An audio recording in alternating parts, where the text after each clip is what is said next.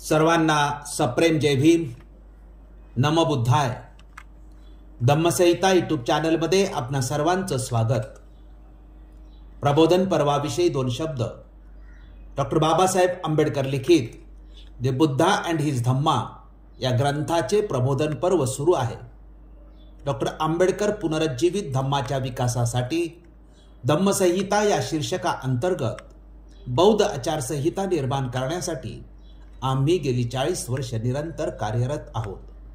बौद्ध अनुयायांनी या कार्याला सहकार्य करावे ही विनंती करून आजच्या विषयाला प्रारंभ करतो.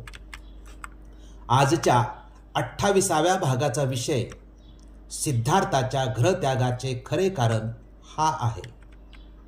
या विषयाचे स्पष्टीकरण असे की द बुद्धा अँड हिज धम्मा या ग्रंथाच्या पहिल्या खंडाच्या पहिल्या भागातील सिद्धार्थाच्या जन्मापासून परिव्रजेपर्यंतची माहिती असणाऱ्या 21 प्रकरणांचा अभ्यास आपण आत्तापर्यंत केलेला आहे.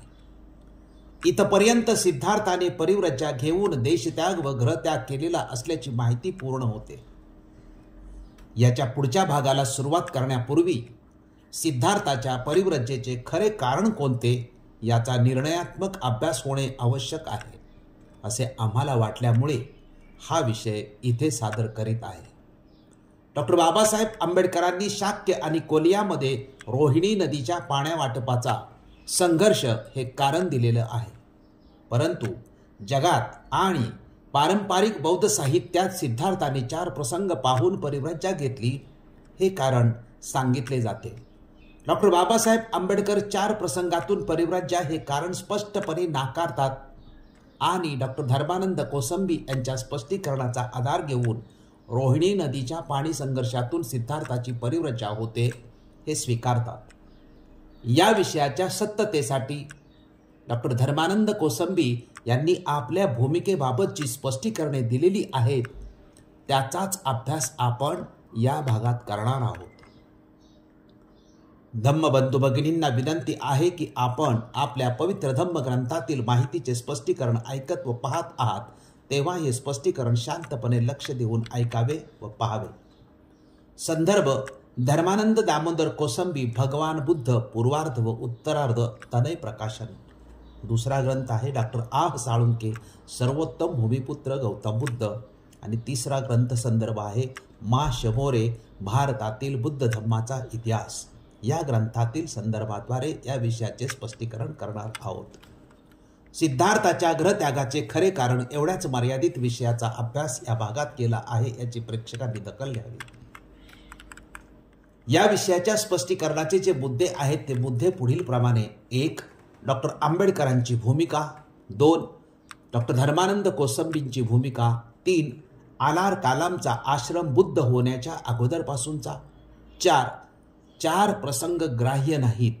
5वा मुद्दा: बोधिसत्वाला परिव्राजकाबाबत माहीत नाही हे असंभव. 6वा मुद्दा: महापदान सुत्तात 4 प्रसंगाचा उल्लेख. 7वा मुद्दा: विपस्सी कुमाराच्या चरित्राची घटना सिद्धार्थाच्या चरित्राला जोडली. 8वा मुद्दा: 4 दृश्य पाहण्याच्या घटनेला त्रिपिटकाचा आधार नाही. 9वा मुद्दा: ललित विस्तार व बुद्ध चरित्रातील प्रसंग आहेत, त्रिपिटकातील नाहीत. गृहत्यागाच्या सत्यतेचे 2 संदर्भ: सुत्त निपातातील अत्तदंड सुत्त. 12वा मुद्दा: अत्तदंड सुत्ताचे अधिक स्पष्टीकरण. 13वा मुद्दा: शस्त्र निवृत्तीचा मार्ग. 14वा मुद्दा: सुत्त निपात त्रिपिटकात परिव्रजेचे कारण रोहिणी नदीचा पाणी संघर्ष आहे. 15 सुत्त निपातातील पबज्जा सुत्त. 16 मध्यम निकाय महासचक सुत्त. 17 आर्य परियेसन सुत्त. 18 अंगुत्तर निकाय सुकुमल सुत्त. आणि 19 डॉक्टर धर्मानंद कोसंबीचा निष्कर्ष. या मुद्द्यांच्या आधारे सिद्धार्थाच्या गृहत्यागाचे खरे कारण काय हा विषय स्पष्ट करणार आहोत. स्पष्टीकरणाचा पहिला मुद्दा डॉक्टर आंबेडकरांची भूमिका हा आहे आणि याचे स्पष्टीकरण असे की डॉक्टर बाबासाहेब आंबेडकर यांनी बुद्ध आणि त्यांचा धम्म या ग्रंथात सिद्धार्थाच्या गृहत्यागाचे कारण रोहिणी नदीचा पाणी संघर्ष हा असल्याचे स्पष्ट केले आहे. असे असले तरी जगात मात्र सिद्धार्थाच्या गृहत्यागाचे कारण म्हातारा, रोगी मृत्यू, परिव्राजक पाहिल्याचे कारण सांगितले जाते. याच 4 प्रसंगाचा प्रचार मोठ्या प्रमाणावर केला जातो. बौद्ध जगतातील लोक सुद्धा या 4 प्रसंगाला मान्यता देताना आढळतात. या 2 भूमिकापैकी बरोबर कोणती भूमिका याच्यावर निर्णायक अभ्यास डॉक्टर धर्मानंद दामोदर कोसंबी यांनी केला आहे. डॉक्टर बाबासाहेब आंबेडकरांनी जी भूमिका मांडली आहे तिचा आधार अथवा संदर्भ नेमका काय आहे याचा अभ्यास केल्यानंतर धर्मानंद कोसंबी यांची भूमिका समोर येते.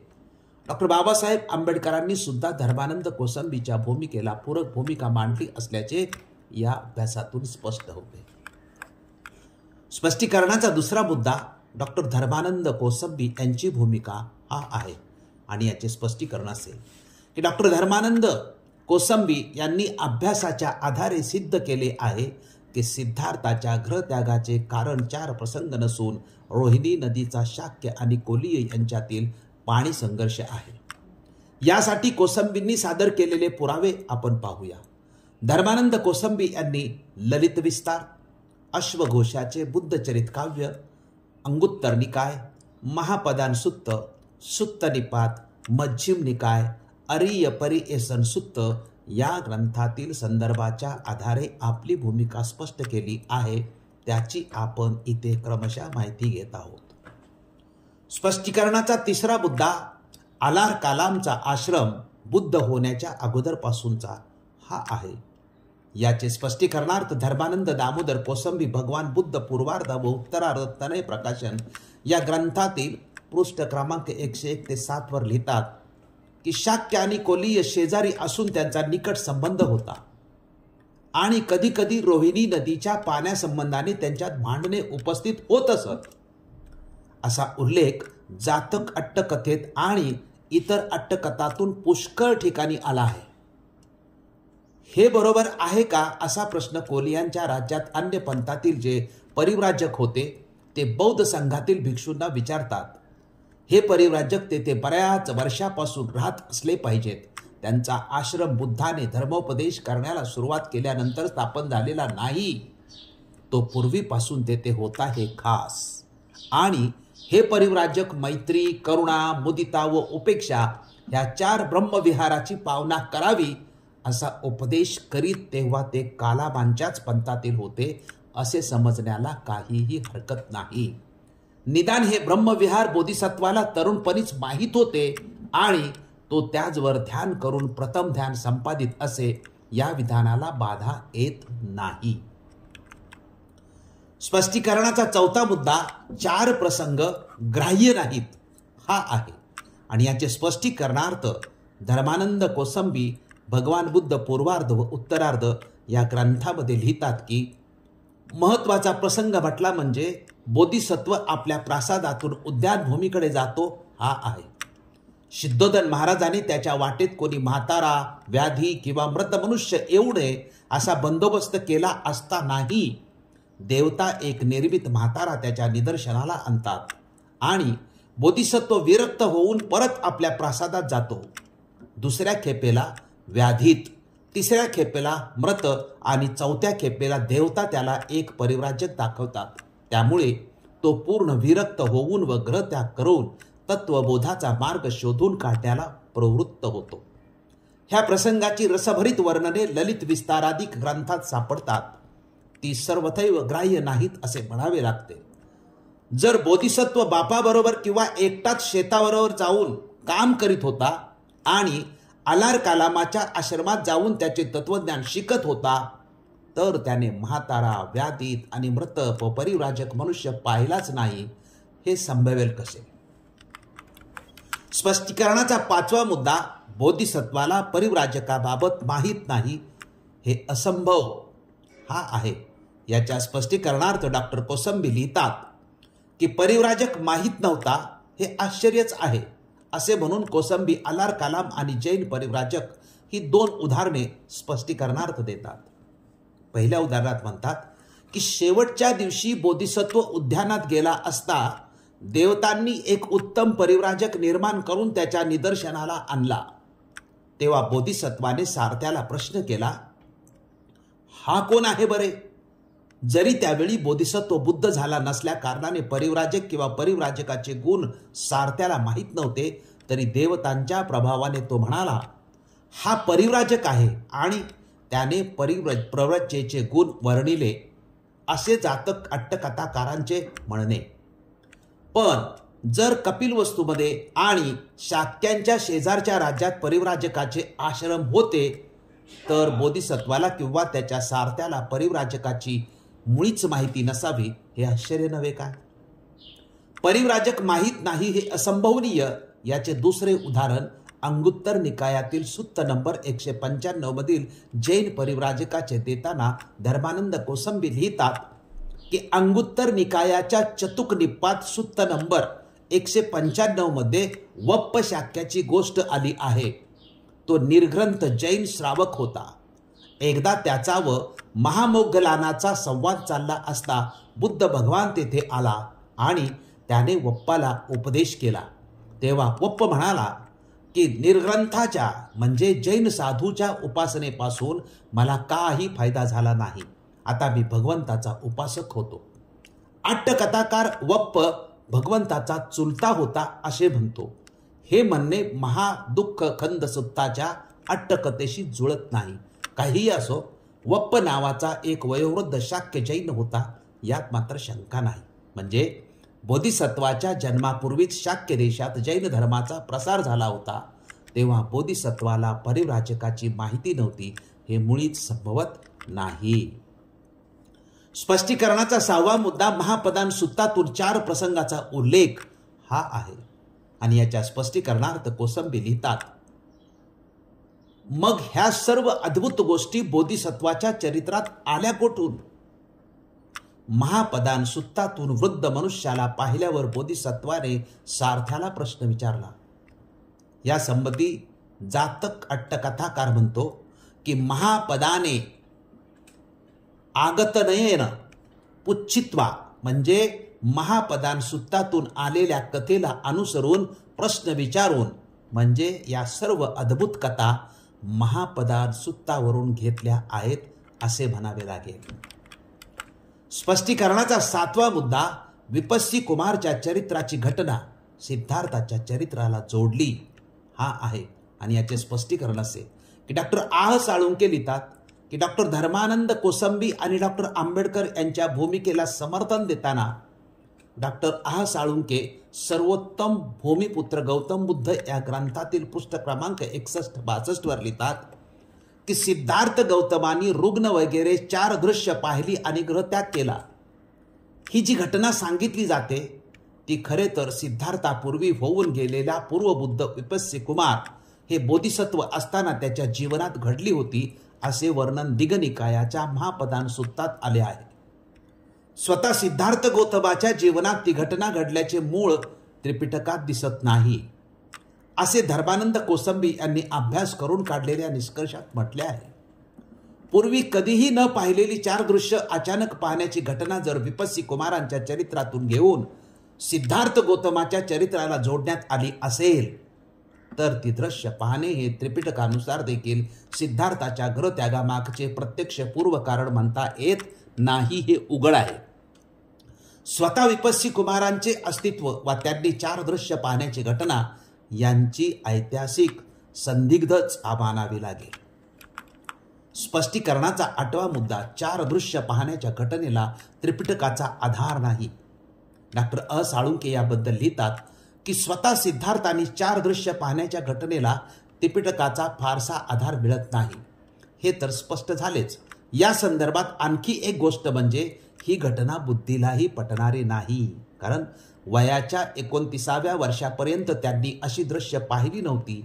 यावर खरे तर कुकुले बाळही विश्वास ठेवणार नाही. ते स्वतः 29 वर्षाचे होईपर्यंत त्यांचे स्वतःचे आईवडीलही क्रमशः वयस्कर होत गेले असतील की नाही. सिद्धार्थाला आपल्या आईवडिलांच्या शरीरात होणाऱ्या बदलांची जाणीवच होत नव्हती असे मानणे म्हणजे त्यांच्याकडे आकलन शक्तीचा पूर्ण अभाव होता असे मानण्यासारखे होईल. बोधी प्राप्त केल्यानंतर त्यांनी केलेल्या असंख्य उपदेशाकडे पाहिले म्हणजे त्यांचे अनुभव विश्व किती समृद्ध आणि विशाल होते हे कळते.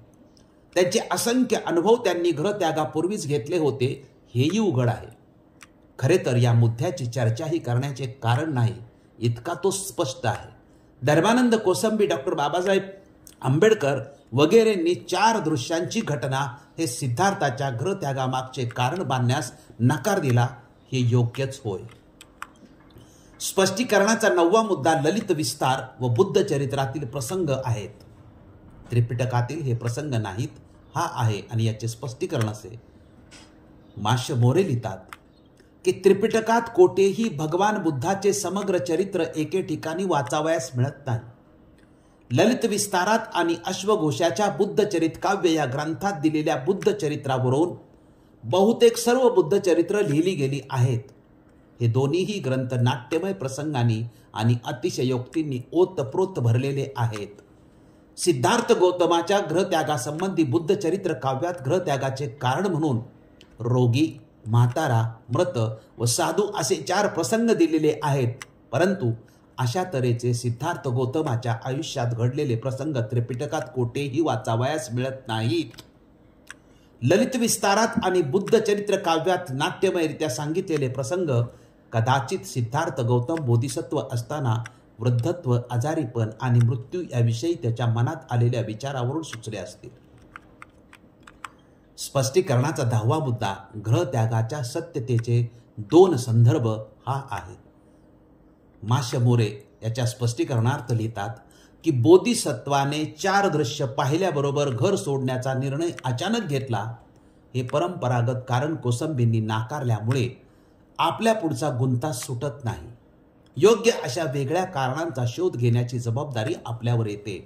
त्या दृष्टीने 2 महत्त्वाचे संदर्भ समजावून घेणे आवश्यक आहे असे मला वाटते.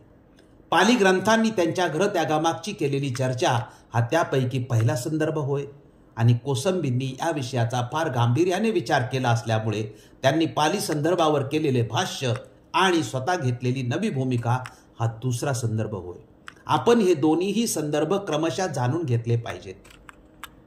स्पष्टीकरणाचा 11वा मुद्दा सुत्त निपातातील अत्तदंड सुत्त हा आहे आणि याचे स्पष्टीकरण असे की आपण पाली ग्रंथातील हा संदर्भ आहे तो पाहूया. पाली ग्रंथात सुत्त निपातातील अत्तदंड सुत्त व पबज्जा सुत्त, मज्जिम निकायातील महासच्चक सुत्त, आर्य परिय संसुत्त, अंगुत्तर निकाय सुकुमाल सुत्त यामध्ये सिद्धार्थाच्या गृहत्यागाची माहिती मिळते. म्हणून या सुत्तांचा इथे क्रमशः अभ्यास करणं आवश्यक आहे. प्रथम सुत्त निपातातील अत्तदंड सुत्त पाहूया. सिद्धार्थ गौतमाच्या गृहत्यागामागच्या कारणाचा एक वेगळा तपशील सुत्त निपातामधील अत्तदंड सुत्तात आला आहे. धर्मानंद कोसंबी यांनी या तपशिलाच्या आधारे सिद्धार्थाच्या गृहत्यागाविषयीची आपली भूमिका खूप विकसित केली आहे. त्यांच्या या भूमिकेचे आपल्याला नीट विवेचन करता यावे म्हणून अत्तदंड सुत्तात 3 आकड्यात गाथा दिली आहे. बोधिसत्वाच्या गृहत्यागाला कारण काय झाले असावे याचे उत्तर अत्तदंड सुत्तात स्वतः बुद्ध भगवानच या गाथाद्वारे देत आहेत. ते सुत्त असे आहे की अत्तदंड भय जात जनपसत्त बेधक सवेग कित्तई सामी यथा सविजित मया. दुसरी गाथा आहे फंदमान पंज दिस्वा मच्छे अप्पोदके यथा अज्ज मज्जे ही व्यारुद्धे दिस्वा म भयमाविसी. तिसरी गाथा आहे समंत सरो लोको दिसा सब्बा समेरिता इच्छ भवन मत्तनो नादसासी अनोसीत ओसाने त्वेव व्यारुद्धे दिस्वा में अरती अहू. या 3 गाथांचा क्रमशः अर्थ पाहूया. गाथा 1 चा अर्थ असा आहे की शस्त्र धारण करणे भयावह वाटले, त्यामुळे ही जनता कशी भांडते पहा. मला संवेग म्हणजे वैराग्य कसा उत्पन्न झाला हे सांगतो. दुसऱ्या गाथेच्या अर्थात म्हणतात की अपुऱ्या पाण्यात मासे जसे तडपडतात त्याप्रमाणे परस्परांशी विरोध करून तडपडणाऱ्या प्रजेकडे पाहून माझ्या अंतकरणात भय शिरले. आणि तिसऱ्या गाथेत म्हणतात की 4ही बाजूंना जग असार दिसू लागले, सर्व दिशा कंपित होत आहेत असे वाटले आणि त्यात आश्रयाची जागा शोधित असता निर्भय स्थान सापडेना, कारण शेवटपर्यंत सर्व जनता परस्पराशी विरुद्ध झालेलीच दिसून आल्यामुळे मला कंटाळा आला. अत्तदंडाचे अधिक स्पष्टीकरण 12व्या मुद्द्यात धर्मानंद कोसंबी यांनी केलेलं आहे. अत्तदंडाच्या सुत्ताचे अधिक स्पष्टीकरण करताना कोसंबी लिहितात की रोहिणी नदीच्या पाण्यासाठी शाक्य आणि कोलीय भांडत होते. एक वेळी दोघांनीही आपले सैन्य तयार करून रोहिणी नदीपाशी नेले आणि त्या प्रसंगी बुद्ध भगवान दोन्ही सैन्याच्या मध्ये येऊन त्याने हे सुत्त उपदेशिले असा उल्लेख जातक अट्टकथेत अनेक ठिकाणी झाला आहे, पण तो विपर्यस्त असावा असे वाटते. शाक्यांना आणि कोलियांना भगवान बुद्धाने उपदेश केला असेल आणि त्यांची भांडणेही मिटवली असतील, परंतु त्या प्रसंगी हे सुत्त उपदेशण्याचे काही कारण दिसत नाही. आपणाला वैराग्य कसे झाले व आपण घरातून बाहेर का पडलो हे या सुत्तात भगवान सांगत आहेत. शस्त्र निवृत्तीचा मार्ग हा 13वा मुद्दा आहे आणि याचे स्पष्टीकरण असे की अत्तदंड सुत्ताचे अधिक स्पष्टीकरण करताना कोसंबी लिहितात की रोहिणी नदीच्या पाण्यासंबंधाने किंवा अशा क्षुद्र कारणास्तव शाक्य आणि कोलीय यांची भांडणे होत. त्या प्रसंगी आपण शस्त्र धारण करावे की नाही हा बोधिसत्वाला प्रश्न पडला असावा, पण शस्त्राने ही भांडणे मिटवणे शक्य नव्हते. शाक्य आणि कोलीय यांची भांडणे जबरदस्तीने मिटवली गेली तरी ती मिटली नसती, कारण की ती मिटविणाऱ्याला पुन्हा शेजारच्या राजांशी शस्त्र धरावे लागले असते आणि जर त्याने त्यालाही जिंकले तर त्याच्या पलीकडच्या राजाला जिंकणे त्याला भाग पडले असते. याप्रमाणे शस्त्रग्रहणामुळे जिकडे तिकडे जय मिळाल्या वाचून गत्यंतर राहिले नसते, पण तो मिळवला तरी त्याला शांती कोठून मिळणार होती. पसेंदी आणि कोसल आणि बिंबिसार यांचे पुत्रच त्यांचे शत्रू झाले, तर मग या शस्त्रग्रहणापासून लाभ काय? शेवटपर्यंत भांडत राहावे हाच या सशस्त्र प्रवृत्ती मागचा प्रेमळ बोधिसत्वाला कंटाळा आला आणि त्याने शस्त्रनिवृत्तीचा मार्ग स्वीकारला. स्पष्टीकरणाचा 14वा मुद्दा सुत्त निपातात परिव्रज्येचे कारण रोहिणी नदीचा पाणी संघर्ष हा आहे आणि याचे स्पष्टीकरणार्थ माश मोरे भारतातील बुद्ध धम्माचा इतिहास या ग्रंथात लिहितात की भगवान बुद्धाच्या काळात रोहिणी नदीच्या पाण्यावरून शाक्य आणि कोलीय यांच्यात झालेल्या भांडणाचा उल्लेख त्रिपिटकात आलेला आहे. तसेच भांडण बोधिसत्व प्रवचित होण्यापूर्वी झाले असले पाहिजे. रोहिणी नदीच्या पाण्यावरून परस्परांच्या विरुद्ध झालेले कोलीय आणि शाक्य यांच्या भांडणामुळेच उद्विग्न होऊन बोधिसत्व सिद्धार्थ गौतमानी माता पित्यांची इच्छा नसताना ते अश्रू ढाळीत असताना दाढी मिशी डोक्यावरचे केस काढून घरातून बेकर होऊन ते प्रव्रचित झाले. सिद्धार्थ गौतमाच्या घरत्यागामागचे हे कारण आहे. स्पष्टीकरणाचा 15वा मुद्दा सुत्त निपातातील पबज्जा सुत्त हा आहे आणि याचे स्पष्टीकरण असे की सुत्त निपातातील पबज्जा सुत्तात आरंभीच खालील गाथेत परिव्राजक का झाले याचे स्पष्टीकरण दिले आहे. ती गाथा म्हणजे पबज्ज कित्तई सामी यथा पब्बज्जी चक्कुमा यथा विमम समानो सो पब्बज्ज समरोचई सबधोय घरावासो रजसायतन इति अभ्योकासोच्च पबज्जा इति दिस्वान पबज्जी. पहिल्या गाथेचा अर्थ आहे चक्षु क्षमंताने प्रव्रज्जा का घेतली आणि ती त्याला कोणत्या विचारामुळे आवडली हे सांगून त्यांच्या प्रवज्जेचे मी वर्णन करतो. दुसऱ्या गाथेत म्हणतात की ग्रस्ताश्रम म्हणजे अडचणीची आणि कचऱ्याची जागा व प्रव्रज्जा म्हणजे मोकळी हवा असे जाणून तो प्रव्रजक झाला. स्पष्टीकरणाचा 16वा मुद्दा महासच्चक सुत्त हा आहे आणि याच्या स्पष्टीकरणार्थ कोसंबी लिहितात की मध्यम निकायातील महासच्चक सुत्तात भगवान गौतम बुद्धा म्हणतो की हे अज्ञवेसन, संबोधी ज्ञान होण्यापूर्वी बोधिसत्व असतानाच मला वाटले की ग्रस्ताश्रम अडचणीची व कचऱ्याची जागा आहे. प्रव्रज्जा म्हणजे मोकळी हवा. ग्रस्ताश्रमातून राहून अत्यंत परिपूर्ण आणि परिशुद्ध ब्रह्मचर्य आचरणे शक्य नाही, म्हणून मुंडन करून आणि काशाय वस्त्र धारण करून घरातून बाहेर पडून परिव्राजक होणे योग्य आहे. स्पष्टीकरणाचा 17वा मुद्दा अरिय परियेसन सुत्त हा आहे. याचे स्पष्टीकरण असे की अरिय परियेसन सुत्तामध्ये स्वतः बुद्धच सांगतात की जन्म, जरा, मरण, व्याधी व शोक यांच्या मागे लागणे अयोग्य आहे. याचे स्पष्टीकरणार्थ कोसंबी म्हणतात की अरिय परिय सण सुत्तात याच्यापेक्षा थोडेसे भिन्न कारण दिले आहे. भगवान म्हणतो की भिक्षू हो, संबोधी ज्ञान होण्यापूर्वी बोधिसत्व असतानाच मी स्वतः जन्मधर्मी असताना जन्माच्या फेऱ्यात सापडलेल्या वस्तूंच्या म्हणजे पुत्र, दारा, दासी, दास इत्यादिकांच्या मागे लागलो होतो. म्हणजे माझे सुख त्याचवर आहे असे मला वाटत होते. स्वतः जराधर्मी असताना, मरणधर्मी असताना, शोधकर्मी असताना जरा, व्याधी, मरण, शोक यांच्या फेऱ्यात सापडलेल्या वस्तूंच्याच मागे लागलो होतो.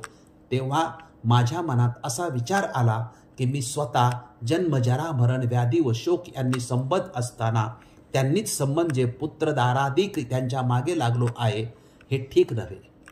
तर मग मी या जन्मजरादिकांनी होणारी हानी पाहून अजात, अजर, अव्याधी, अमर आणि अशोक असे जे परमश्रेष्ठ निर्वाण पद त्याचा शोध करावा हे योग्य आहे. स्पष्टीकरणाचा 18वा मुद्दा अंगुत्तर निकायातील सुकुमल सुत्त हा आहे. याचे स्पष्टीकरणार्थ माशे मोरे लिहितात की अंगुत्तर निकायातील 3ऱ्या निपाताच्या सुकोमल सुत्तात भगवान बुद्ध म्हणतात की भिक्खूनो, मी कोमल प्रकृतीचा होतो, परम सुकुमार प्रकृतीचा होतो, अत्यंत सुकुमार प्रकृतीचा होतो. भिक्खूंनो, माझ्या पित्याच्या घरी पुष्कर बनवलेल्या होत्या. एकीत निळी कमळे म्हणजे उत्पल फुलत होती, एकीत लाल कमळे म्हणजे पद्म फुलत होती, एकीत शुभ्र पांढरी म्हणजे पुंडरीक कमळे फुलत होती. हे सर्व माझ्यासाठीच होते. भिक्खूंनो, त्या समयी मी काशी येथीलच चंदन वापरीत होतो. माझा शिरटोप काशी येथेच बनवलेला होता. काशीमधलेच जॅकेट म्हणजे कंचुका, काशीमधलेच निवेसन म्हणजे अंगात घालावयाचे वस्त्र आणि काशीमधलेच उत्तरासंग म्हणजे अंगावर घ्यावयाचे वस्त्र. भिक्खूंनो, रात्री आणि दिवसा माझ्या डोक्यावर श्वेतवस्त्र धरलं जात होतं, कारण मला थंडी लागू नये, ऊन लागू नये, धूळ लागू नये, पालापाचोळा लागू नये, भुसा फोलपट लागू नये. भिक्खूंनो, त्या समयी माझे 3 प्रासाद होते, एक हेमंत ऋतूसाठी, एक ग्रीष्म ऋतूसाठी आणि एक वर्षा ऋतूसाठी. भिक्खूंनो, पावसाळ्याचे 4 महिने मी वर्षा प्रसादातून बाहेर पडत नव्हतो. त्या समयी ती तुहीय वादन वा करणाऱ्या स्त्रियांनी घेरलेला असायचा मी. भिक्खूंनो, इतर दुसऱ्या घरात दास आणि नोकर चाकरांना आंबील आणि बारीक कणीचा भात दिला जायचा, पण माझ्या पित्याच्या घरी भिक्खूंनो दास आणि नोकर चाकरांना मांस तसेच उच्च प्रतीचा भात दिला जात होता. भिक्खूंनो, त्या समयी अशा प्रकारचे ऐश्वर्य भोगत असताना तसेच अशी कोमल प्रकृती असलेल्या माझ्या मनात विचार आला की अज्ञानी सामान्य लोक वृद्धत्वाच्या, व्याधीच्या व मृत्यूच्या अधीन होणारे अथवा झालेले असून अन्य दुसऱ्याला पाहून आपली अवस्था विसरून कष्टी होत असतात, लज्जित होत असतात, तसेच घृणा करीत असतात. मी सुद्धा वृद्धत्वाच्या, व्याधीच्या व मृत्यूच्या अधीन होणारा असा आहे. जर मी स्वतः असा अधीन होणारा असून दुसऱ्या वृद्ध, व्याधीग्रस्त व मृत व्यक्तींना पाहून कष्टी होईन, लज्जित होईन, तसेच घृणा करीन, तर ते मला शोभणारे नाही. म्हणून भिक्खूंनो, अशा प्रकारे विचार करीत असता माझ्या मनात यौवन, आरोग्य या विषयाचा जो मत होता तो सर्वच निघून गेला. स्पष्टीकरणाचा 19वा मुद्दा धर्मानंद कोसंबीचा निष्कर्ष हा आहे.